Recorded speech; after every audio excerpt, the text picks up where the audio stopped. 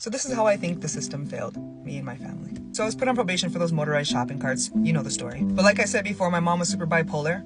And so when she would get upset at me, she would snitch me out. And not only would she snitch me out to my probation officer, when my dad would come home too, if he ever suspected anything or if they were in a tight spot for anything, she would just throw me under the bus and tell my dad every single thing that we were doing together. And I would just take it and I wouldn't tell on my mom to my probation officer, and I wouldn't tell on my dad because I didn't want her to get in trouble. If you've ever dealt with a bipolar parent, you know that it's very, very confusing. One minute it's cool, the next minute it's not cool, but you actually never know what minute is what.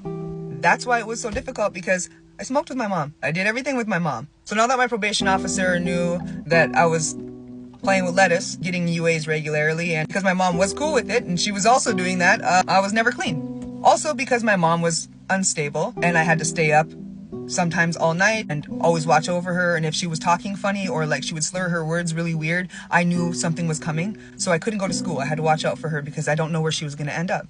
But I also would not tell my probation officer and them that, because if I told them that, then they would mean that she was unstable and I didn't want her to be put into like a mental institution, and then I'd have to go into foster care, because this is before I ended up in foster care.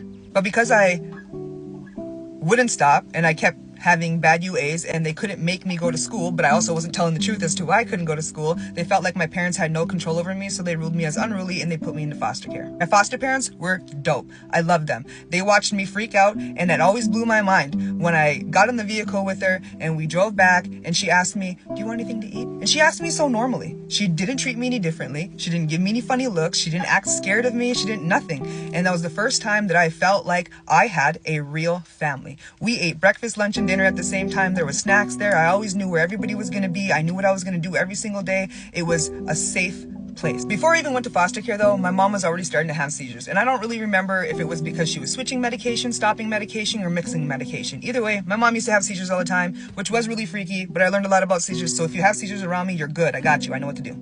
Even when I was in foster care, my mom would have seizures, and then after she'd get released from the hospital, she'd stop by my foster parents' house and be like, "Oh, I had a seizure," and they'd have a conversation. And even those conversations I vaguely remember. When I go back into my past and I start going through all this stuff, I really don't remember a lot of it. I do remember major events, but there's a lot of it that I actually forgot. I know I ended up getting placed into this home a couple of different times, but again, I don't remember how many different times. So this is kind of funny to me. They say that it takes about 30 days for the average person to get lettuce out of their system, right? I Googled how many times does the average person go to the bathroom in a day or in a month. I actually don't remember the number that it came up with. I want to say it was 156 times. So what I did was when I was in foster care, I used to slam water, would pee, and I would mark every single time that I would pee. Managed to pee that amount of times in 2 weeks. So then I knew that my UA was going to be clean. So I went and I peed for them and I was clean. Funny thing was, I also played basketball. I loved basketball, but I screwed that all up because I felt like lettuce was more important. After I got out of practice, I had to take another UA, which then that was dirty, but I actually wasn't smoking. And they didn't believe me. My treatment counselor did not believe me. And if you do the research, it stores in your fat cells. So if you sweat, you may sweat some more of it out. That was something that was really frustrating for me, was having somebody be in control of you. They didn't know what the hell they were talking about. And it didn't matter what proof I brought, because I was just a kid. The day on Thanksgiving that I got arrested, actually in foster care, and by the end of that school day, I was supposed to go home with my parents home. I left school, I think at like 2 something, school got out at 3:10. So I left school like an hour early because my mom came to school and said, "I had a seizure, I need to go to the hospital." So I brought her to the freaking hospital. They sat there, they admitted her, and we were back in the hospital, so the phone service wasn't going through. When I went out to the car to check the phone, it was my probation officer, and she's like, "Where you at? There's a warrant out for your arrest, blah, blah, blah, blah, blah. You're gonna get arrested." I'm like, "I'm at the hospital with my mom. She had a seizure. They're gonna admit her there." And she's like, "We're coming to get you, and you're going to JDC. JDC is Juvenile Detention Center."